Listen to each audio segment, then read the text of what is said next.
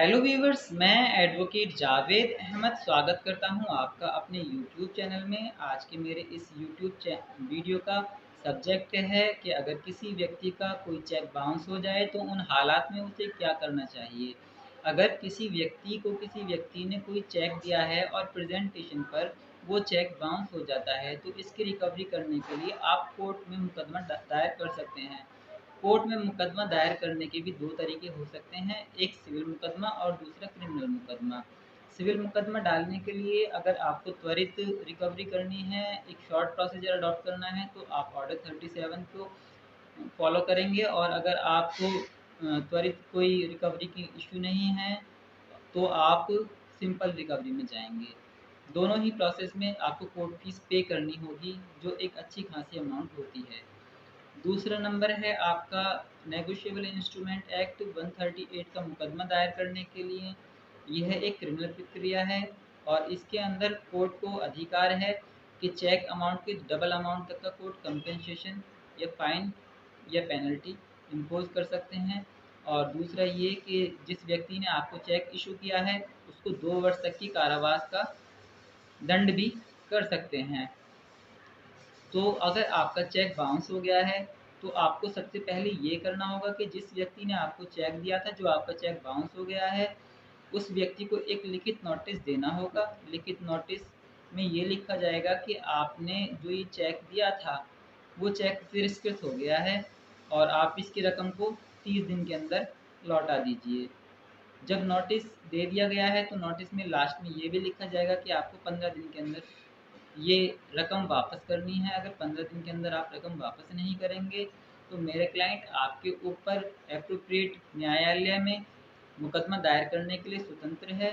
तो अगर आपने ये नोटिस इशू कर दिया है, नोटिस में 15 दिन का समय दिया है, वो 15 दिन का समय भी पूरा हो गया है, तो जिस दिन आपका समय पूरा हो गया है उससे लेकर 30 दिन का समय में आपको मुकदमा दायर करना ही पड़ेगा, क्योंकि यही लिमिटेशन है 138 के मुकदमे दायर करने के लिए। 138 के मुकदमे दायर करने के लिए एक्चुअल में 30 दिन की लिमिटेशन है, लेकिन 30 दिन की लिमिटेशन दो बार काउंट इस तरह करते हैं हम, जब हमारे पास सबसे पहले चेक हमारा डिसऑनर होता है तो हमें 30 दिन का जो हमारा टाइम पीरियड है लिमिटेशन का, उस टाइम पीरियड के अकॉर्डिंग एक एक्ट करना होता है नोटिस भेजने का। तो जब हम नोटिस भेजते हैं तो हम उसमें अमूमन 15 दिन की अवधि का टाइम पीरियड देते हैं और कहते हैं कि आप 15 दिन की अवधि में हमारी रकम वापस कर दें, अन्यथा हम आपके खिलाफ कानूनी केस दायर कर देंगे। तो जब हमारा 15 दिन का समय अवधि पूरी हो जाती है तो उसके बाद हम स्वतंत्र हैं 30 दिन के भीतर मुकदमा दायर करने के लिए, लेकिन 30 दिन के भीतर अगर हम मुकदमा दायर नहीं कर पाते हैं तो हम लिमिटेशन से बाहर चले जाएंगे। अगर किसी तरह की कोई जायज़ मजबूरी आपके पास है तो आप लिमिटेशन एक्ट के सेक्शन 5 में कंडोनेशन करने के लिए, यानी कि उस समय अवधि की माफ़ी चाहने के लिए एक एप्लीकेशन, एक दरख्वास्त लगा सकते हैं। लेकिन अगर आपके पास में कोई जायज़ मजबूरी नहीं है तो ऐसा भी हो सकता है कि आपके मुकदमे को 138 में कंसिडर ना किया जाए और आपके मुकदमे को खारिज कर दिया जाए।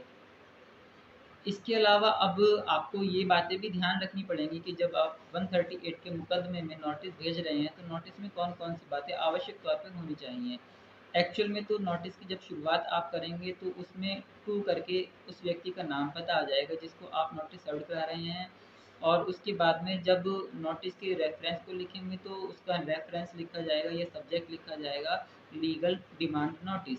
लीगल डिमांड नोटिस ऊपर लिखने के बाद में उसके बाद में आपको लिखना होगा कि जो अगर आप अधिवक्ता के द्वारा लिखवा रहे भिजवा रहे हैं अपना नोटिस, तो अधिवक्ता महोदय टाइटल की शुरुआत में लिखेंगे under the instruction from and on behalf of my client I hereby serve you this legal notice in the following manner, और उसके नीचे जो जो बातें होंगी वो बातें लिखी जाएंगी। पैरा नंबर 1 में फॉलोइंग मैनर के बाद पैरा नंबर 1 में लिखा जाएगा कि मेरे मुवक्किल का और आपका आपस में क्या रिश्ता है। पैरा नंबर 2 में लिखा जाएगा कि आपने इतनी तारीख को अपने इस दायित्व को पूर्ण करने के लिए मेरे मुवक्किल को ये चेक एक इशू किया था, लेकिन प्रेजेंटेशन पर ये चेक कैश नहीं हो पाया।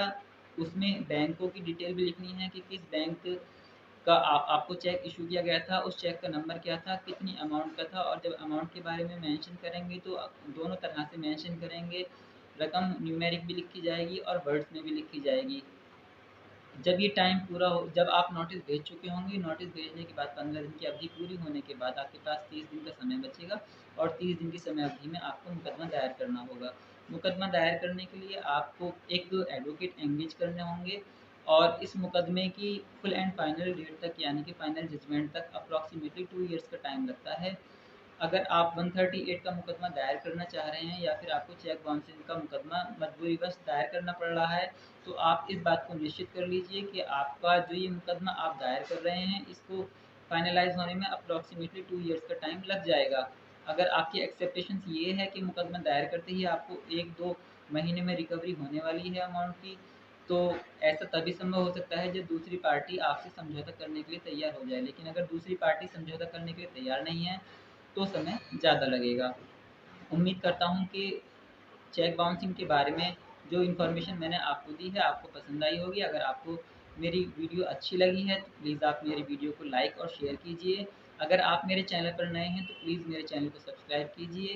बेल नोटिफिकेशन दबाना ना भूलें ताकि आपको मेरी वीडियो की सभी इन्फॉर्मेशन मिलती रहें। तो मिलते हैं आपसे फिर अगली नई वीडियो में। तब तक के लिए अल्लाह हाफ़िज़।